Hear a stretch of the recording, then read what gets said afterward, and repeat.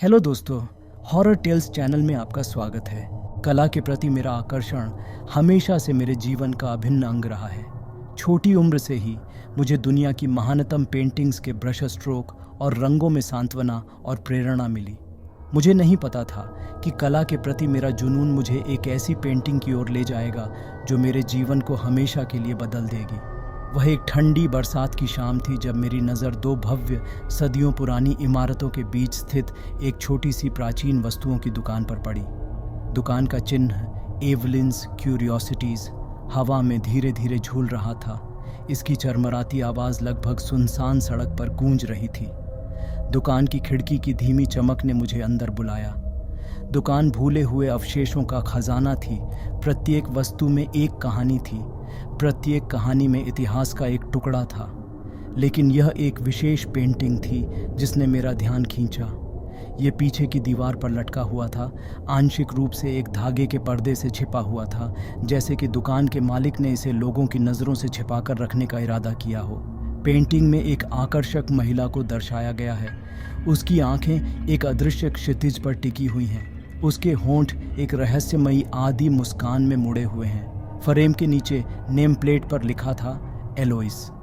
मैं पेंटिंग से अपनी नज़रें नहीं हटा पा रहा था। इसके बारे में कुछ था, कुछ बेहद खूबसूरत, जिसने मुझे अपनी ओर आकर्षित किया। मैं महिला की पोशाक की हल्की सरसराहट, उसके रहस्यों की फुसफुसाहट लगभग सुन सकता था। ऐसा लग रहा था मानो वह मुझे पुकार रही हो, मुझे अपनी दुनिया में आमंत्रित कर रही हो। मैंने दुकान की मालिक एवलिन नाम की एक बुजुर्ग महिला से संपर्क किया। जैसे ही मैंने पेंटिंग के बारे में पूछताछ की, उसकी आंखें जिज्ञासा और सावधानी के मिश्रण से चमक उठी। उसने मुझे बताया कि जब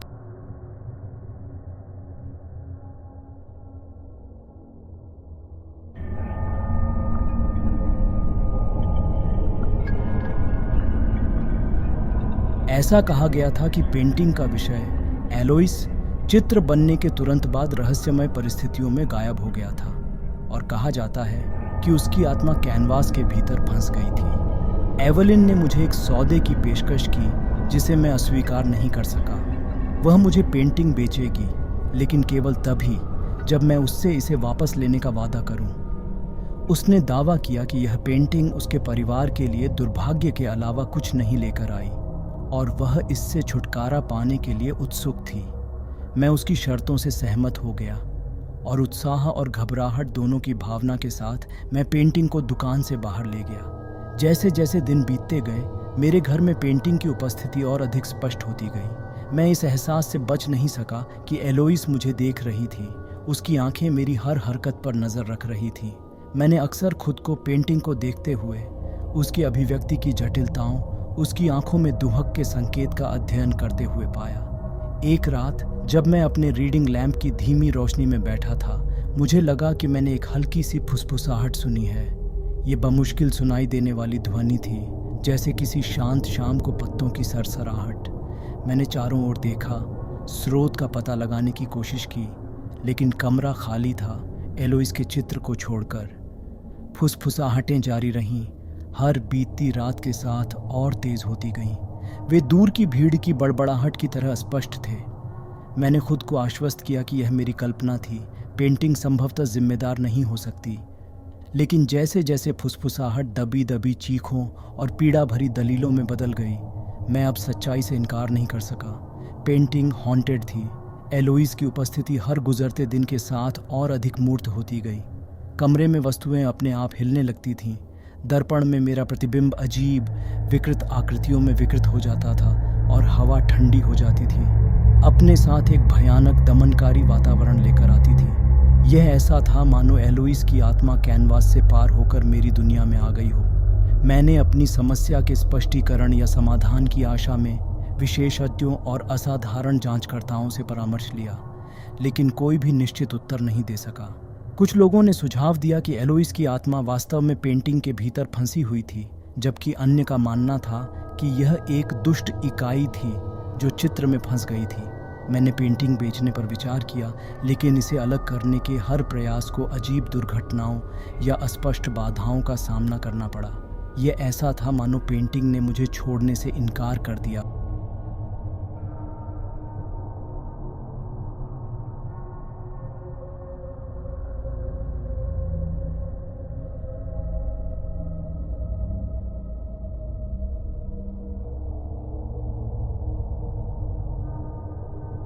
मेरे दोस्तों और परिवार ने देखा कि पेंटिंग का मुझ पर क्या प्रभाव पड़ रहा था। मैं जुनूनी हो गया, चित्र के सामने रातों की नींद हराम कर इसके रहस्यों को समझने की कोशिश कर रहा था। मैं दुनिया से चला गया। मेरा जीवन एलोइस की भयावह उपस्थिति से भस्म हो गया। एक रात जैसे ही मैंने पेंटिंग को देखा, मैंने उसकी आवाज़ सुनी, स्पष्ट और अचूक, मेरी मदद करो। वह फुसफुसाई। उसकी आंखें जो कभी शांत थीं अब हताशा से भर गईं। उसने कैनवास से अपना हाथ बढ़ाया। उसकी उंगलियां मुझे करीब आने का इशारा कर रही थीं। मैं विरोध नहीं कर सका। मैं बाहर पहुंचा। मेरी उंगलियां पेंटिंग की सतह पर रगड़ रही थीं। उस पल में मुझे बहुत तेज़ दर्द महसूस हुआ, मानो मेरी आत्मा ही मेरे शरीर से अलग हो रही हो। मैंने दूर जाने की कोशिश की, लेकिन एलोइस की पकड़ मजबूत नहीं थी। मैं अंधेरे की दुनिया में जाग गया। मैं अब अपने घर में नहीं था, बल्कि छाया और अलौकिक रोशनी के दायरे में था। एलोइस मेरे सामने खड़ी थी। उसकी उपस्थिति अभिभूत करने वाली थी।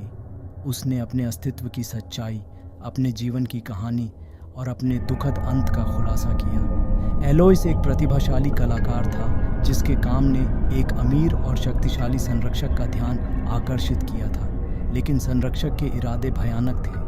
उसने एलोइस की आत्मा को पेंटिंग में बांधने के लिए काले जादू का इस्तेमाल किया था और उसे हमेशा के लिए फंसा लिया था। वह इंतज़ार कर रही थी कि कोई उसे आज़ाद कराए, मेरे जैसा कोई। भारी मन से मैंने एलोइस से एक वादा किया। मैं उस अभिशाप को तोड़ने के लिए जो भी करना होगा वह करूँगा, जिसने उसे पेंटिंग से जोड़ा था और उसकी आत्मा को मुक्त कर दिया।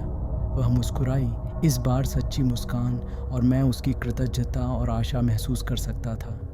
मैं अपने घर वापस जागा। एलोइस की पेंटिंग अब खाली थी। उसकी आत्मा चली गई थी। कमरा गर्म, सुबह की रोशनी से नहाया हुआ था और हवा उस दमनकारी उपस्थिति से मुक्त थी जिसने मुझे इतने लंबे समय तक परेशान किया था। मैं जानता था कि प्रेतवाधित पेंटिंग ने मेरा जीवन हमेशा के लिए बदल दिया है, लेकिन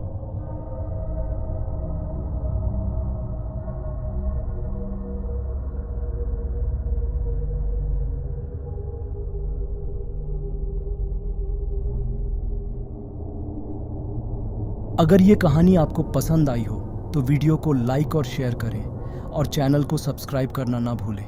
धन्यवाद।